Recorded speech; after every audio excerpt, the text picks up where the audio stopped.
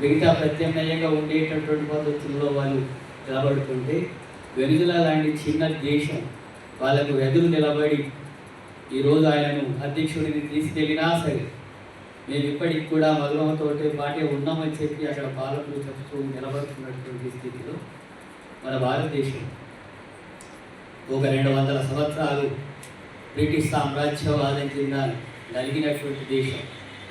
అనేక త్యాగాలు చేస్తే తప్ప ఈ దేశానికి విముక్తి స్వాతంత్రం రానటువంటి దేశం. అంటే సామ్రాజ్యవాదం యొక్క అరాచకాలు, దోపిడీ, దౌర్జన్యాలు, హత్యాకాండలు ఏ రూపాల్లో ఉంటాయో చవి చూసినటువంటి దేశం అది. దానికి వ్యతిరేకంగా నిలబడి పోరాడి త్యాగాలు చేసి స్వాతంత్రాన్ని సాధించుకున్నటువంటి దేశం. అలాంటి దేశం ఈరోజు అమెరికా సామ్రాజ్యవాదం మిగతా దేశాల మీద, వెనిజులా మీద కావచ్చు, ఇరాన్ మీద కావచ్చు, ఇంకా పాలస్తీనా మీద కావచ్చు, ఇతర దేశాల మీద అలాంటి పద్ధతుల్లో సామ్రాజ్యవాద దాడులకు కోరుకుంటుంటే ప్రశ్నించడం లేదు,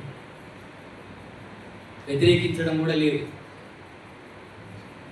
వ్యతిరేకించకపోయినా, ప్రశ్నించకపోయినా సానుకూలంగా వివరించేటటువంటి వైఖరి కొనసాగిస్తుంది.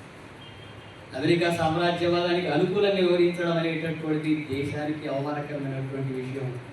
సామ్రాజ్యవాదానికి వ్యతిరేకంగా పోరాడినటువంటి ఈ దేశం మరో సామ్రాజ్యవాద అనుకూలమైనటువంటి ధోరణులకు అనుకూలంగా ఉండడం అంటే అది దేశ ప్రజానికి దేశానికి స్వాతంత్ర పోరాటంలో సామ్రాజ్యవాదంతో వ్యతిరేకంగా పోరాడినటువంటి వాళ్ళందరినీ కూడా అవమానించినటువంటి ఘటన అవుతుంది. ఆ రూపంలో ఈరోజు భారత ప్రధాని మోడీ అమెరికా సామ్రాజ్యవాదానికి అనుకూలంగా ఉండడం అనేది, ఆంక్షలకు అనుకూలంగా ఉండేటటువంటి వైఖరి కొనసాగిస్తున్నటువంటి ఆ సామ్రాజ్యవాదానికి వ్యతిరేకంగా పోరాడాల్సినటువంటి అవసరం ఉంది. ప్రపంచవ్యాప్తంగా సామ్రాజ్యవాదానికి వ్యతిరేకంగా పోరాటాలు జరుగుతున్నటువంటి ఈ క్రమంలో మన దేశం మీద కూడా ఆంక్షలు విధించి, మన దేశం మీద కూడా పెట్టుబడులకు ఆంక్షలు విధించడమే కాకుండా ఇష్టానుసారం టారిఫ్లు విధించి ఇప్పుడు 18% తగ్గించినప్పుడు కూడా ఈ దేశం ఎలా నడవాలా, ఏ వ్యాపారాలు చేయాలి, ఏ పెట్టుబడులు పెట్టాలి అనేటటువంటి అమెరికా నిర్దేశిస్తే మనం అమలు జరిగేటటువంటి స్థితికి వస్తే మన దేశ